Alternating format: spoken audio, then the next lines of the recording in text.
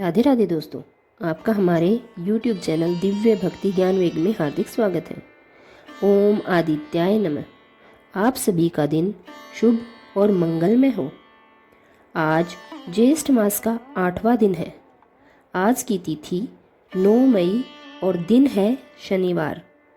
आज सप्तमी तिथि दोपहर 2:02 तक रहेगी और उसके बाद अष्टमी तिथि प्रारंभ हो जाएगी। ज्येष्ठ मास की इस पवित्र श्रृंखला में एक बार फिर से आप सभी का हृदय से स्वागत है। प्रिय श्रोताओं, आज हम इस पुण्य काल के 8वें दिवस पर पहुंच चुके हैं।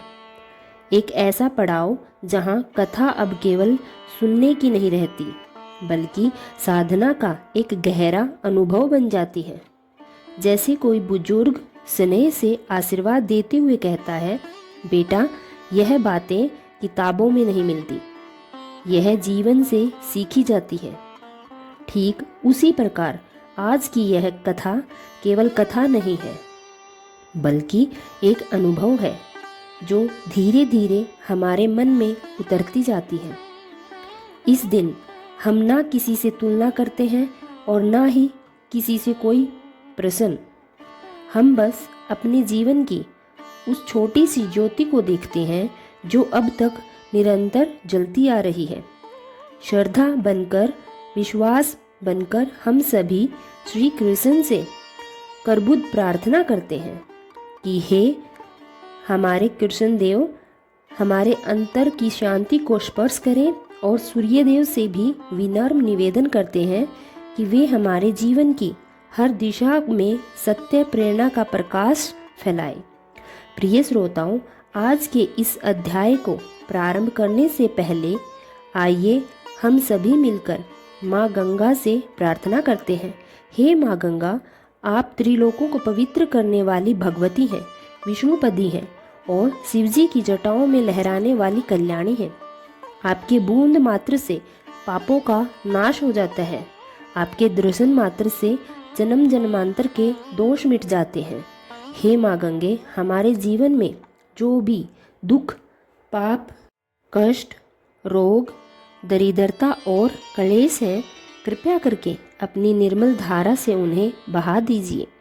हमारे हृदय को शुद्ध कीजिए, हमारे विचारों को पावन बनाइए और हमें मोक्ष की राह दिखाइए।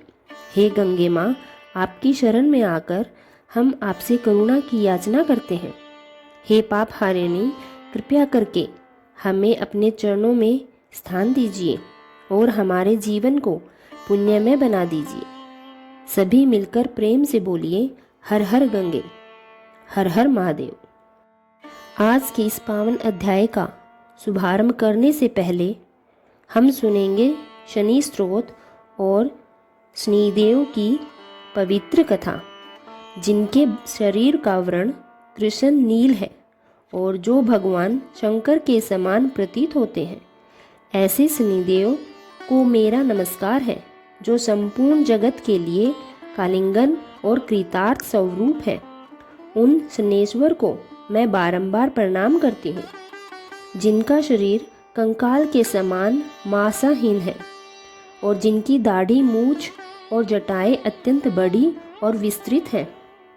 ऐसे शनिदेव को नमस्कार है, जिनके बड़े बड़े नेत्र हैं, जिनका पेट पीठ से सटा हुआ है और जिनका स्वरूप अत्यंत भयानक और प्रभावशाली है। ऐसे शनेश्वर देव को नमस्कार है, जिनके शरीर का ढांचा विशाल और फैला हुआ है, जिनके रोम अत्यंत मोटे हैं, जो लंबे चौड़े किंतु सूखे शरीर वाले हैं और जिनकी दाढ़ें काल के समान भयंकर है। ऐसे शनिदेव को बारंबार प्रणाम है। हे शनिदेव, आपके नेत्र कोटर के समान गहरे हैं। आपके ओर सीधी देख पाना अत्यंत कठिन है। आप घोर रुद्र, भीषण और विकराल स्वरूप वाले हैं। आपको मेरा नमस्कार है। वली मुख, जो सब कुछ भक्षण करने की क्षमता रखते हैं, आपको नमस्कार है। हे सूर्यनंदन, भास्कर पुत्र, अभय प्रदान करने वाले देवता, आपको मेरा प्रणाम है। नीचे की ओर दृष्टि रखने वाले स्निदेव आपको बारंबार नमस्कार है। हे स्नत्र, आपको प्रणाम है। मंद गति से चलने वाले स्नीश्वर, जिनका प्रभाव तलवार के समान तीक्ष्ण है, आपको पुनः पुनः प्रणाम है। आपने अपनी तपस्या से अपने देह को तपाकर दग्ध कर लिया है। आप सदा योगाभ्यास में लीन रहते हैं। भूख से आतुर होते हुए भी संयमित और तपस्वी हैं। आपको सदा सर्वदा नमस्कार है। ज्ञान नेत्र स्वरूप कश्यप नंदन सूर्य पुत्र स्निदेव, आपको मेरा कोटि कोटि प्रणाम है। आप प्रसन्न होने पर राज्य प्रदान कर देते हैं और रुष्ट होने पर उसे तत्काल ही हर भी लेते हैं।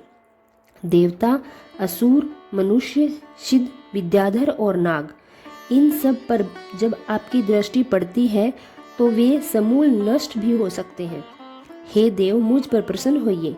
मैं आपके चरणों में आई हूँ और आपकी शरण में हूँ। मुझे वर प्रदान कीजिए। प्रेम से बोलिए शनिदेव भगवान की जय। एक समय की बात है। सभी नवग्रह सूर्य, चंद्र, मंगल, बुध, बृहस्पति, शुक्र, शनि, राहु और केतु, इन सब के बीच में यह विवाद उत्पन्न हो गया कि इन सब में से बड़ा कौन है। सभी ग्रह आपस में तर्क वितर्क करने लगे, लेकिन कोई भी अंतिम निर्णय पर नहीं पहुंच पाया। तब वे सभी देवताओं के राजा देवराज इंद्र के पास निर्णय के लिए पहुंचे। सभी ग्रहों को एक साथ अपने सामने देखकर इंद्रदेव कुछ घबरा गए। उन्होंने विनम्रता से कहा कि वह इस विषय में निर्णय देने में असमर्थ है, लेकिन उन्होंने एक उपाय बताया। उन्होंने कहा कि इस समय पृथ्वी पर राजा विक्रमादित्य का राज्य है, जो अत्यंत न्यायप्रिय और बुद्धिमान है, इसलिए वह इस विवाद का उचित निर्णय कर सकते हैं। तब सभी ग्रह राजा विक्रमादित्य के पास पहुँचे और उन्होंने अपना पूरा विवाद उन्हें सुनाया। साथ ही उनसे न्याय करने का अनुरोध भी किया। राजा विक्रमादित्य इस समस्या को सुनकर गहन चिंता में पड़ गए, क्योंकि वे जानते थे कि जिसे भी छोटा बताया जाएगा वह क्रोधित हो जाएगा। तभी राजा को एक उपाय सूझा। उन्होंने स्वर्ण, रजत, कांसा, पीतल, शीशा, रागा, जस्ता, अभ्रक और लोहे के बने हुए कुल 9 सिंहासन बनवाए और उन्हें उसी क्रम में सजा दिया। फिर उन्होंने सभी ग्रहों से विनम्र निवेदन किया कि वह अपने अपने सिंहासनों पर आकर बैठ जाएं। उन्होंने कहा कि जो अंतिम सिंहासन पर बैठेगा वही सबसे छोटा माना जाएगा। इस प्रकार लोहा सिंहासन सबसे अंत में होने के कारण शनिदेव सबसे अंत में बैठे और इस प्रकार वे सबसे छोटे घोषित हुए। अब शनिदेव को ऐसा लगा कि राजा ने यह सब जानबूझकर किया है। तब वे क्रोधित होकर राजा विक्रमादित्य से बोले, राजा, तू मुझे नहीं जानता। सूर्य एक राशि में 1 महीना रहता है, चंद्रमा 2.25 दिन, मंगल 1.5 महीना, बृहस्पति 13 महीने और बुध व शुक्र 1-1 महीने विचरण करते हैं। लेकिन मैं 2.5 से लेकर 7 साल तक रहता हूँ। मैंने बड़ों का विनाश किया है। जब श्री राम की 7.5 आई तो उन्हें वनवास भोगना पड़ा, और जब रावण की 7.5 आई तो उसकी लंका वानरों की सेना से हार गई। इसलिए अब तुम सावधान होकर रहना। ऐसा कहकर क्रोधित हुए शनिदेव वहाँ से चले गए और तब अन्य ग्रह भी प्रसन्न होकर अपने अपने स्थान को चले गए। कुछ समय बीतने के बाद राजा विक्रमादित्य की 7.5 प्रारंभ हुई। तभी शनिदेव घोड़ों के सौदागर के रूप में राजा विक्रमादित्य के राज्य में आए। उनके पास अनेक सुंदर और उत्तम घोड़े थे। जब राजा ने यह समाचार सुना तो उन्होंने अपने अशुपाल को अच्छे घोड़े खरीदने का आदेश दिया। अशुपाल ने कई अच्छे घोड़े खरीदे और उनमें से एक सर्वोत्तम घोड़ा राजा की सवारी के लिए प्रस्तुत किया। राजा उस घोड़े पर सवार हुए। वह घोड़ा अचानक सरपट दौड़ पड़ा और उन्हें लेकर सीधे वन की ओर भाग गया। घने जंगल में पहुंचकर वह घोड़ा अचानक अंतर्ध्यान हो गया। अब राजा अकेले भूखे प्यासे जंगल में भटकने लगे।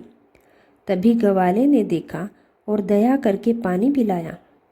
राजा प्रसन्न हुए और उन्होंने उसे अपनी अंगूठी दे दी।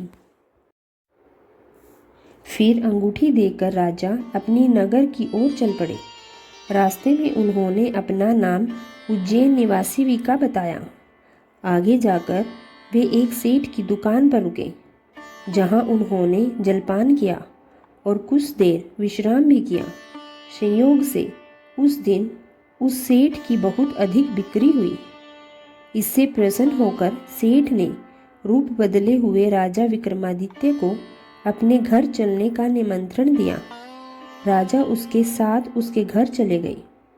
वहां पहुंचकर राजा ने देखा कि खूंटी पर एक हार टंगा हुआ है और आश्चर्य की बात थी कि वह खूंटी उस हार को धीरे धीरे निगल रही है।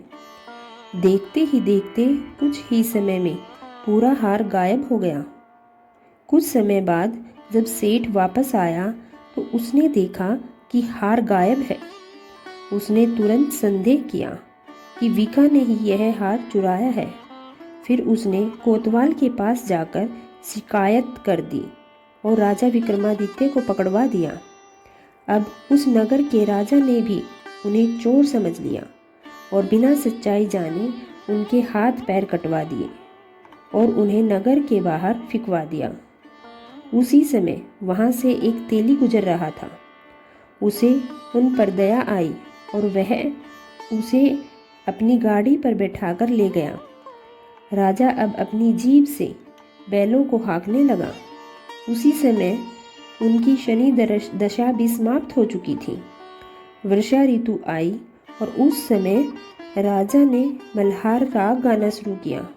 जिस नगर में वह रह रहे थे वहाँ की राजकुमारी मनभाविनी ने उनका मधुर गान सुना तो वह उससे इतनी प्रभावित हुई कि उनसे मन ही मन प्रण कर लिया कि वह विवाह उसी व्यक्ति से करेगी जो यह राग गा रहा है। राजकुमारी ने अपनी दासी को उस गायक को ढूंढने भेजा। दासी ने जाकर देखा और लौट कर बताया, वह तो एक चौरंगिया है, अर्थात अपाहिज है। लेकिन राजकुमारी ने अपने निर्णय पर अडिग रहने का फैसला लिया। अगले ही दिन उसने भोजन और जल त्याग दिया और अनशन पर बैठ गई कि विवाह करेगी तो उसी से करेगी। राजा ने उसे बहुत समझाया, परंतु जब वह नहीं मानी तो अंत में राजा ने उस तेली को बुलवाया और विवाह की तैयारी का आदेश दिया। इस प्रकार उस चौरंगिया अर्थात विका का विवाह राजकुमारी से हो गया। एक दिन जब राजा सो रहे थे तो स्वप्न में शनिदेव ने उन्हें दर्शन दिए और कहा, राजन, देखा तुमने मुझे छोटा समझकर कितने कष्ट सहे हैं। यह सहन करना आसान नहीं था। यह सुनकर राजा ने तुरंत उनसे क्षमा मांगी और विनम्रता से प्रार्थना की, हे शनिदेव, जैसा दुख आपने मुझे दिया है वैसा दुख कृपया किसी को मत दीजिए। तब शनिदेव प्रसन्न हुए और बोले, जो मेरी कथा और व्रत करेगा उसे मेरी दशा में कभी भी कोई कष्ट नहीं होगा, और जो व्यक्ति प्रतिदिन मेरा ध्यान करेगा और चींटियों को आटा डालेगा उसकी सभी मनोकामनाएं पूर्ण होगी। ऐसा कहकर शनिदेव ने राजा के हाथ पैर पुनः लौटा दिए। प्रातःकाल जब राजकुमारी की आंख खुली तो उसने यह चमत्कार देखा और आश्चर्यचकित रह गई। तविका अर्थात राजा विक्रमादित्य ने अपना वास्तविक परिचय दिया कि वह उज्जैन के राजा विक्रमादित्य हैं। यह जानकर सभी अत्यंत प्रसन्न हुए। जब सेठ को यह बात पता चली तो वह राजा के चरणों में गिर पड़ा और क्षमा मांगने लगा। राजा ने कहा, यह सब शनिदेव का प्रभाव था, इसमें किसी का कोई दोष नहीं है। फिर भी सेठ ने निवेदन किया, राजन, मुझे तभी शांति मिलेगी जब आप मेरे घर भोजन ग्रहण करेंगे। तब सेठ ने अपने घर अनेक प्रकार के व्यंजनों से राजा का सत्कार किया। तभी सभी ने देखा जो खूंटी पहले हार को निगल गई थी, अब वही खूंटी उस हार को वापस उगल रही थी। सेठ ने प्रसन्न होकर राजा को अनेक मोहरें भेंट की। इसके बाद राजा अपनी रानी के साथ अपने राज्य लौट आए, जहां उनका भव्य स्वागत किया गया। राजा विक्रमादित्य ने सभी से कहा, मैंने शनिदेव को छोटा समझा था, लेकिन वे तो वास्तव में सर्वश्रेष्ठ हैं। तब से उनके राज्य में शनिदेव की पूजा और कथा प्रतिदिन होने लगी। प्रेम से बोलिए शनिदेव महाराज की जय। एक समय की बात है, पृथ्वी लोक पर बब्रुवाहन नाम का एक राजा हुआ करता था। उसका राज्य अत्यंत सुखद समृद्ध था। राजा बहुत ही दयालु और अपनी प्रजा का पालन बड़े प्रेम और धर्म से किया करता था। उसी राज्य में हरिदास नाम का एक ब्राह्मण भी रहता था। हरिदास एक तपस्वी पुरुष था। उसका विवाह गुणवती नाम की स्त्री से हुआ था, जो अत्यंत सुशील, धर्मपरायण और पवित्रव्रता स्त्री थी। गुणवती ने अपने पूरे जीवन में सभी देवी देवताओं की उपासना की। विभिन्न प्रकार के व्रत और दान धर्म भी खुले दिल से किया। इसके अतिरिक्त अतिथि सेवा में वह अपना परम धर्म मानती थी। इसी प्रकार हंसी खुशी और ईश्वर की भक्ति करते करते वह वृद्ध हो गई। जब उसकी मृत्यु हुई तब यमराज जी के दूत उसे अपने साथ धर्मराजपुर ले गए। यमलोक में सुंदर सिंहासन पर धर्मराज जी विराजमान थे और उनके पास ही चित्रगुप्त जी भी बैठे हुए थे। चित्रगुप्त जी के पास सभी प्राणियों के पाप और पुण्य का पूरा लेखा जोखा होता है। उसी के आधार पर यह निश्चय किया जाता है कि उसे नरक में भेजा जाए और किसे स्वर्ग में की प्राप्ति होगी। चित्रगुप्त जी धर्मराज को प्राणियों का लेखा जोखा सुना रहे थे। तभी वहां यमदूत गुणवती को लेकर पहुंच गए। गुणवती उन्हें देखकर थोड़ी भयभीत हो गई और सिर झुकाकर खड़ी हो गई। चित्रगुप्त जी ने गुणवती के पाप पुण्य का लेखा निकाला और धर्मराज जी को बताया। धर्मराज जी ने जब पूरा विवरण देखा तो वे बहुत प्रसन्न हुए, परंतु फिर भी उनके मुख पर हल्की सी उदासी दिखाई दे रही थी। वह यह देखकर गुणवती ने विनम्रता से पूछा, हे प्रभु, मैंने तो अपने पूरे जीवन में केवल सत्कर्म ही किए हैं, दान पुण्य किया है, व्रत और उपवास किए हैं, फिर भी आपके मुख पर यह उदासी क्यों है? कृपया मुझे बताइए कि मुझे कहाँ क्या भूल हुई है मुझसे। तब धर्मराज जी ने उत्तर दिया, हे देवी, तुमने सभी देवी देवताओं की उपासना की है, लेकिन कभी भी मेरे नाम से कोई पूजा पाठ या दान नहीं किया। यह सुनते ही गुणवती ने क्षमा मांगी और बोली, हे प्रभु, मुझे आपकी उपासना के बारे में कुछ भी याद नहीं था। कृपया मुझे वह उपाय बताइए जिससे मनुष्य आपकी कृपा का पात्र बन सके। मैं आपके श्रीमुख से आपकी भक्ति का मार्ग सुनना चाहती हूँ और मेरी इच्छा है कि मैं पृथ्वी लोक पर लौटकर आपकी भक्ति करूँ और सभी मनुष्यों को इसके बारे में बताऊँ।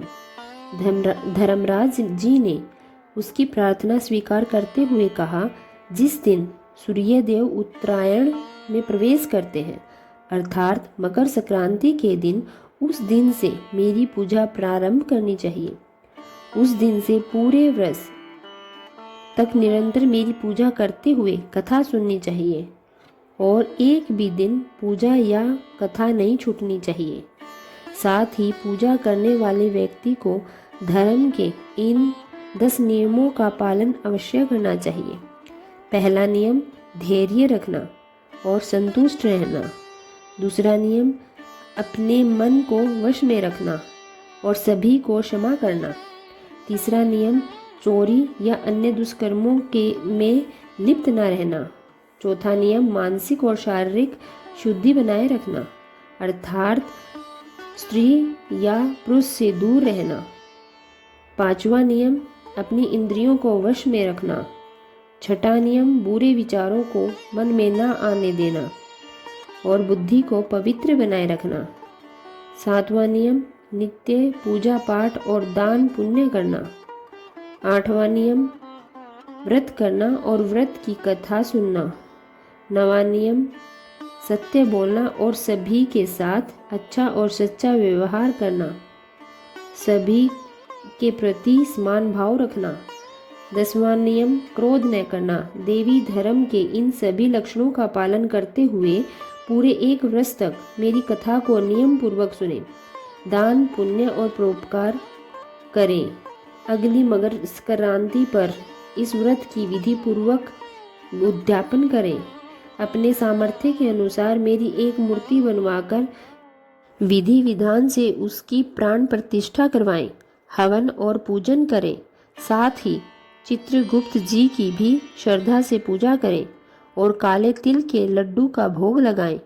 ब्राह्मणों को भोजन कराएं और बांस की टोकरी में 5 सेर अनाज का दान करें। इसके अतिरिक्त गरीबी मनुष्य या जरूरतमंद व्यक्ति को गद्दा, तकिया, कंबल, लोटा या वस्त्र आदि का दान अवश्य दें और यदि संभव हो तो गोदान भी करें।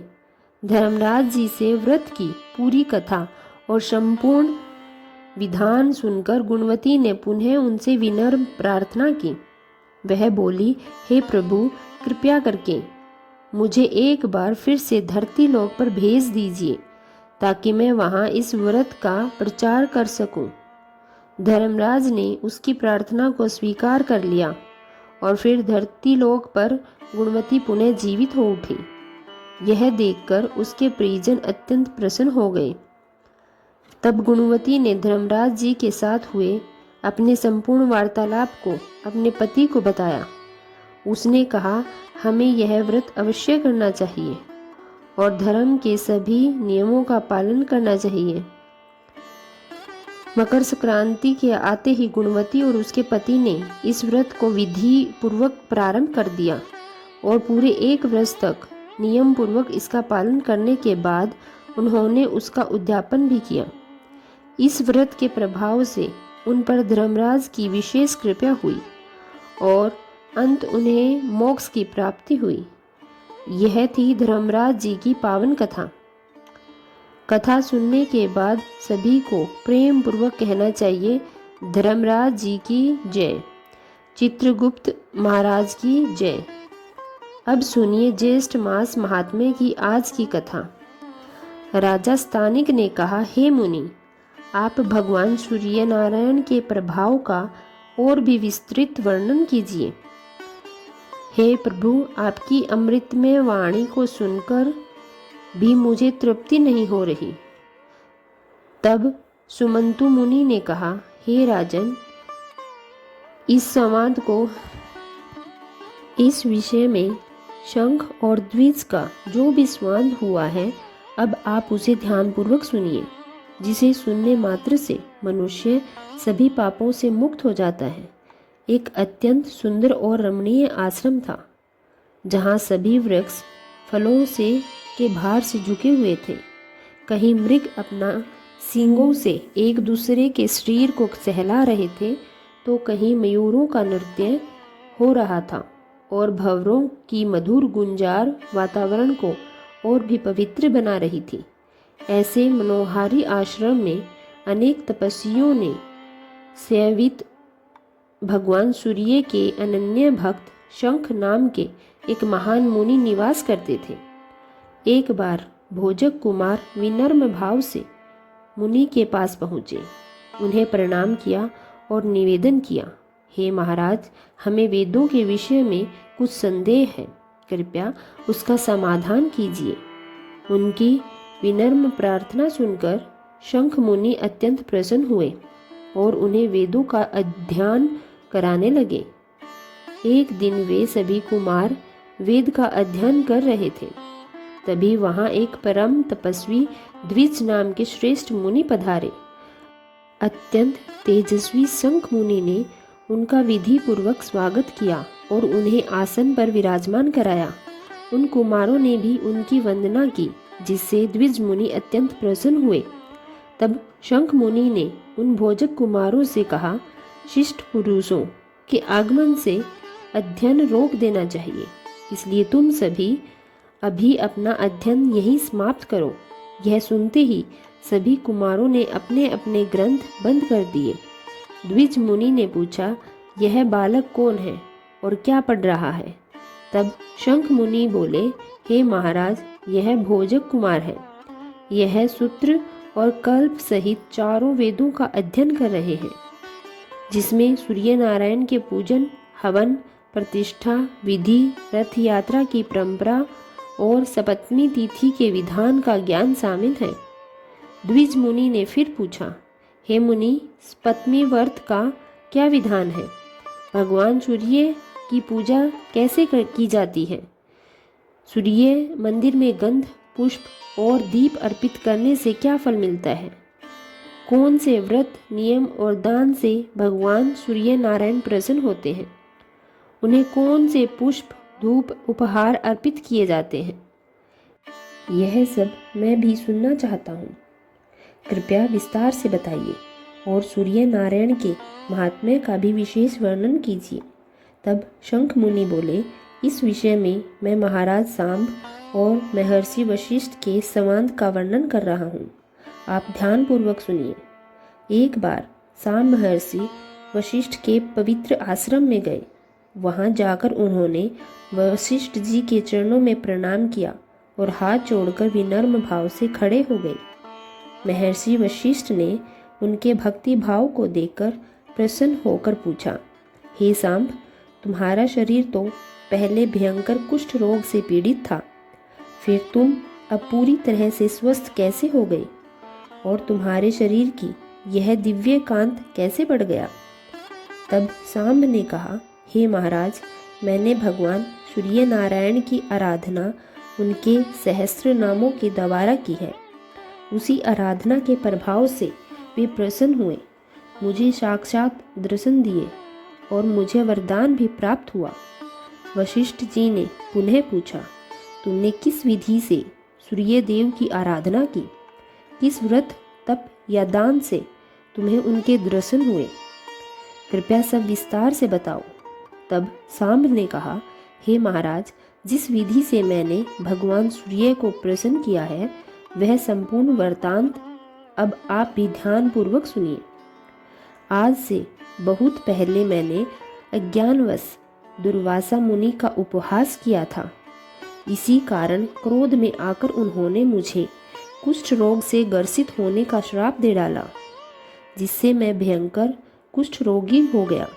तब अत्यंत दुखी और लज्जित होकर मैं अपने पिता अर्थात भगवान श्री कृष्ण के पास गया और विनम्र निवेदन करते हुए बोला, हे तात, मैं दुर्वासा मुनि के श्राप से कुष्ठ रोग से ग्रस्त होकर अत्यधिक पीड़ित हो रहा हूँ। पिताश्री, मेरा शरीर धीरे धीरे गलता जा रहा है, कंठ का स्वर भी बैठता जा रहा है और असहनीय पीड़ा से मेरे प्राण निकलने के जैसा प्रतीत हो रहा है। वेद आदि के द्वारा अनेक उपचार कराने पर भी मुझे तनिक भी शांति नहीं मिल रही है। अब आपकी आज्ञा प्राप्त कर मैं प्राण त्याग करना चाहता हूँ। अतः आप कृपया करके मुझे यह आज्ञा प्रदान करें, जिससे मैं इस असहनीय कष्ट से मुक्त हो सकूं। मेरे इस दिन वचन को सुनकर उन्हें अत्यंत दुख हुआ। फिर कुछ क्षण विचार करके उन्होंने मुझसे कहा, पुत्र, धैर्य धारण करो और चिंता बिल्कुल मत करो, क्योंकि जैसे सूखे तिनके को अग्नि जलाकर भस्म कर देती है, उसी प्रकार चिंता करने से रोग और भी अधिक बढ़ जाता है और कष्ट देता है। तुम भक्ति पूर्वक देवता की आराधना करो, उससे तुम्हारे सभी रोग नष्ट हो जाएंगे। पिता के ऐसे अमृत समान वचन सुनकर मैंने विनम्रता पूर्वक पूछा, हे तात, ऐसा कौन सा देवता है जिसकी आराधना करने से इस भयंकर रोग से मुझे मुक्ति मिल सकती है? तब भगवान श्री कृष्ण कहने लगे, पुत्र, एक समय की बात है। योगी श्रेष्ठ याज्ञवल्क्य ने मुनि ब्रह्मलोक में गए और पद्म योनि की श्री ब्रह्मा जी को प्रणाम करके उनसे प्रसन्न किया है। हे महाराज, मोक्ष की इच्छा रखने वाले प्राणी को किस देवता की आराधना करनी चाहिए? अक्षय स्वर्ग की प्राप्ति किस देवता की उपासना से होती है? यह समस्त चराचर विषय किससे उत्पन्न हुआ है और अंत में किसमें लीन हो जाता है? कृपया इन सब का विस्तार से वर्णन कीजिए। तब श्री ब्रह्मा जी बोले, महर्षि, आपने अत्यंत उत्तम और गुण प्रसन्न पूछा है, जिसे सुनकर मैं अत्यंत प्रसन्न हूँ। अब मैं आपके सभी प्रश्नों का उत्तर दे रहा हूँ। आप एकाग्र होकर ध्यानपूर्वक सुनिए। जो देव अपने उदय के साथ ही समस्त जगत का अंधकार दूर कर देते हैं और तीनों लोकों को प्रकाशित करते हैं, वे अजर, अमर, अविनाशी, शाश्वत, अक्षय, शुभ अशुभ के ज्ञाता, कर्मों के साक्षी, समस्त देवताओं के अधिपति और जगत के स्वामी हैं। उनका तेजोमय मंडल कभी क्षीण नहीं होता। वह पितरों के भी पिता, देवताओं के भी देवता, संपूर्ण जगत के आधार, सृष्टि के रचयिता, पालन करता और संहार करता है। योगी जन वायु रूप होकर अतः उन्हीं में लीन हो जाते हैं। उनकी सहस्त्र किरणों में मुनि सिद्ध गण और देवता निवास करते हैं। जनक, व्यास, सुखदेव, व्याखिल्य आदि ऋषिगण तथा पंचशंख जैसे महान योगी भी उनके प्रभा मंडल में स्थित हैं। ऐसे वे प्रत्यक्ष देवता सूर्यणी हैं।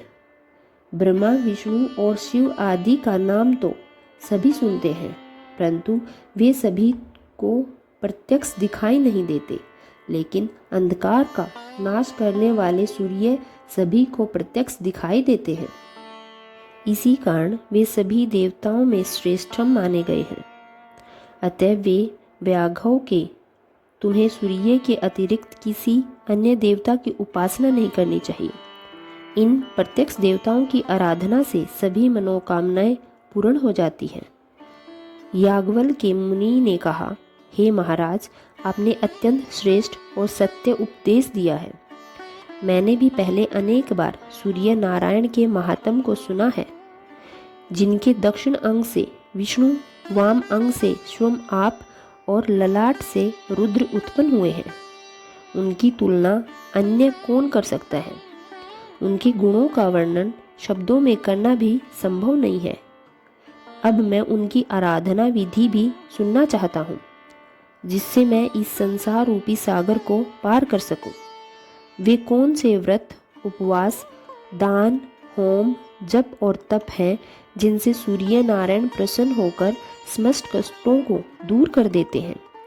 कृपया यह सब विस्तार से बताने की कृपा करें, क्योंकि प्राणियों द्वारा धर्म, अर्थ और काम की प्राप्ति के लिए जो भी प्रयास किए जाते हैं, वे तभी सफल होते हैं जब वे भगवान सूर्य का आश्रय लेकर किए जाएं, अन्यथा वे सभी व्यर्थ हैं। इस अपार और घोर संसार सागर में डूबे हुए प्राणियों द्वारा यदि एक बार भी सच्चे भाव से सूर्य नमस्कार किया जाए तो वह भी उन्हें मुक्ति प्रदान कर सकता है। भक्ति भाव से भरे हुए याज्ञवल्क्य के इन वचनों को सुनकर श्री ब्रह्मा जी अत्यंत प्रसन्न हुए और बोले, हे याज्ञवल्क्य, तुमने सूर्य नारायण की आराधना को जो उपाय पूछा है, अब मैं उसका वर्णन करता हूँ। तुम एकाग्रचित होकर ध्यान से सुनो। श्री ब्रह्मा जी बोले, आदि और अंत से रहित सर्वव्यापी पर ब्रह्मा अपनी लीला से प्रकृति और पुरुष रूप धारण करके इस संसार की रचना करते हैं। सृष्टि के समय वे ब्रह्म पालन के समय विष्णु और संहार के समय रुद्र रूप धारण करते हैं। ऐसे सर्व देवों में पूज्य भगवान सूर्य नारायण ही हैं। अब मैं भेदाभेद स्वरूप उन भगवान सूर्य को प्रणाम करके उनकी आराधना का गुप्त और दिव्य वर्णन करूँगा, जिसे स्वयं भगवान भास्कर ने प्रसन्न होकर मुझसे कहा था। फिर श्री ब्रह्मा जी कहने लगे, हे ज्ञानवल्के, एक बार मैंने भगवान सूर्य नारायण की स्तुति की थी। उस स्तुति से प्रसन्न होकर वे प्रत्यक्ष प्रकट हुए। तब मैंने उनसे पूछा, हे महाराज, वेद वेदांग और पुराणों में आपकी ही महिमा वर्णित है। आप शाश्वत, अजात तथा परम ब्रह्म स्वरूप है। यह संपूर्ण जगत आप में ही स्थित है। गृहस्थ आश्रम जिनका मूल है, ऐसे वे चारों आश्रमों वाले दिन रात आपकी अनेक मूर्तियों का श्रद्धा से पूजन करते हैं। आप ही सबके माता पिता और आप ही सबके पूज्य हैं। किंतु आप किस देवता का ध्यान और पूजन करते हैं, मैं इसे समझ नहीं पा रहा हूँ। मैं इसे सुनना चाहता हूँ, क्योंकि मेरे मन में इसके प्रति अत्यंत गहरा कौतूहल उत्पन्न हो रहा है। भगवान सूर्य ने कहा, हे ब्राह्मण, यह अत्यंत गुप्त और रहस्यमयी बात है, किंतु आप मेरे परम भक्त हैं, इसलिए मैं इसका यथार्थ रूप से वर्णन कर रहा हूँ।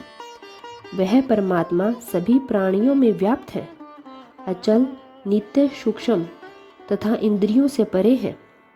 उन्हें क्षेत्रज्ञ, पुरुष, हिरण्य गर्भ, महान, प्रधान तथा बुद्धि आदि अनेक नामों से जाना जाता है। वे ही तीनों लोकों के एकमात्र आधार हैं। वे निगुण होते हुए भी अपनी इच्छा से सगुण रूप धारण कर लेते हैं। वे स्वयं कोई कर्म नहीं करते और ना ही कर्मों के फल से बंधते हैं। वे परमात्मा सर्वत्र है। उनके सिर, नेत्र, हाथ, पैर, नासिका, कान और मुख सब और विद्यमान है।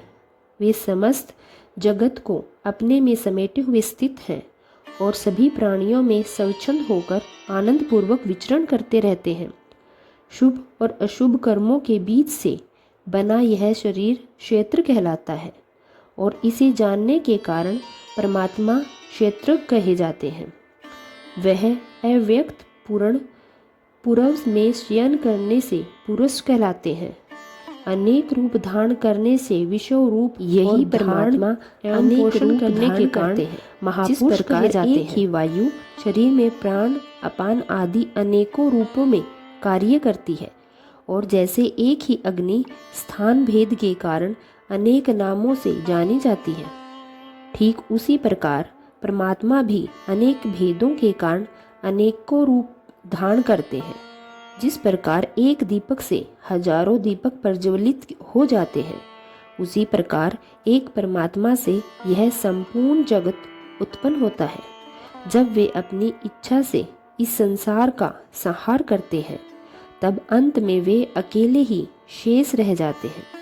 परमात्मा को छोड़कर इस जगत में कोई भी स्थावर या जंगम वस्तु नित्य नहीं है, क्योंकि वही अक्षय, अप्रमेय और सर्वज्ञ है। उनसे बढ़कर कोई अन्य नहीं है। वे ही पिता हैं, वे प्रजापति हैं। सभी देवता और असुर आदि भी उन्हीं परमात्मा भास्कर देव की आराधना करते हैं और वे ही सबको सद्गति प्रदान करते हैं। वे सर्वव्यापी होते हुए भी निगुण हैं। उसी आत्म स्वरूप परमेश्वर का मैं ध्यान करता हूँ और सूर्य रूप में अपने आत्मा का ही पूजन करता हूँ। हे याज्ञवल्क्य के मुनि, भगवान सूर्य ने स्वयं मुझसे यह सारी बातें कही थी। हे कृष्ण, आज की कथा यही समाप्त होती है। इसके आगे का वृतांत जानने के लिए, जिसमें सूर्य देवता से जुड़ी अनेक रोचक बातें हैं, जैसे सूर्य देव के मंदिर में साफ सफाई करने से क्या फल मिलता है, और भी बहुत कुछ, यदि आप जानना चाहते हैं तो अगली वीडियो का इंतज़ार अवश्य कीजिएगा। अब सुनिए श्री सूर्य चालीसा पाठ। कनक बदन कुंडल मकर मुक्ता माला अंग पद्मासन स्थित धाये शंख चक्र के संग। जय सविता जय जय सविता जय जय सविता जय जय सविता जय सविता जय जय सविता